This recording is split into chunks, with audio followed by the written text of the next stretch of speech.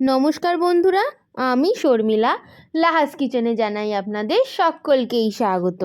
আজকে আমি আপনাদের জন্য নিয়ে এসেছি পারফেক্ট বেগুন বাহারের একটি দারুণ রেসিপি। আলু দিয়ে এই বেগুন বাহার কিন্তু খেতে দারুণ লাগে, তাই চলুন রেসিপিটা দেখে নিই।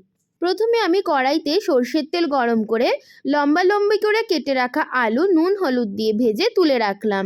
এরপর আমি ওই আলু ভাজার তেলেই লম্বা লম্বা করে কেটে রাখা বেগুন নুন হলুদ দিয়ে ভেজে তুলে রাখবো।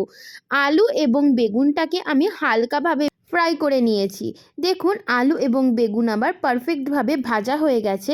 এরপর আমি ওই আলু বেগুন ভাজার তেলেই 4 কোয়া রসুন কুচি, 2টো বড় কাঁচা লঙ্কা এবং আদা বাটা দিয়ে ভালো করে নাড়াচাড়া করে কুচিয়ে রাখা পেঁয়াজ এবং টমেটো দিয়ে নাড়াচাড়া করে নিচ্ছি।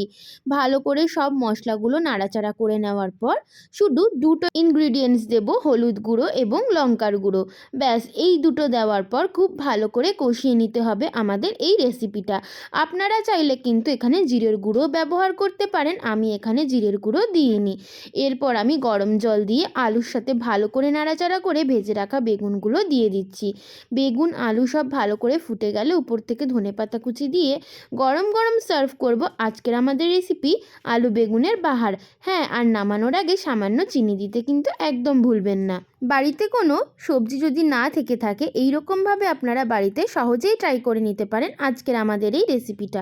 ভিডিও কেমন লাগলো অবশ্যই জানাবেন। ভিডিওটা ভালো লাগলে লাইক কমেন্ট শেয়ার করতে কিন্তু একদম ভুলবেন না। আর এই রকমই আরও টেস্টি আর ডেলিশিয়াস রেসিপি দেখার জন্য কিন্তু সাবস্ক্রাইব করে নিতেই হবে এই চ্যানেলকে, অর্থাৎ লাহাস কিচেনকে। চ্যানেল সাবস্ক্রাইব করা কিন্তু ভীষণ সোজা, চলে যেতে হবে ইউটিউবে, সার্চ করে নিতে হবে লাহাস কিচেন চ্যানেলকে। চ্যানেল সার্চ করে অবশ্যই সাবস্ক্রাইব করে বেল নোটিফিকেশনকে কিন্তু অলে রেখে দিতে হবে। আর যে সকল বন্ধুরা এই ভিডিও ইউটিউব থেকেই দেখছেন তারাও কিন্তু ভিডিওটা লাইক করে চ্যানেলটিকে সাবস্ক্রাইব করে এই ছোট্ট ইউটিউব পরিবারের সদস্য হয়ে যাবেন। তাহলে ভিডিওটা আজকে আমি এখানেই শেষ করলাম। সবাই কিন্তু খুব ভালো থাকবেন, সুস্থ থাকবেন। আশা করি আমিও কিন্তু খুব ভালো থাকবো, সুস্থ থাকবো। আজকের মতো তাহলে আসি, টাটা।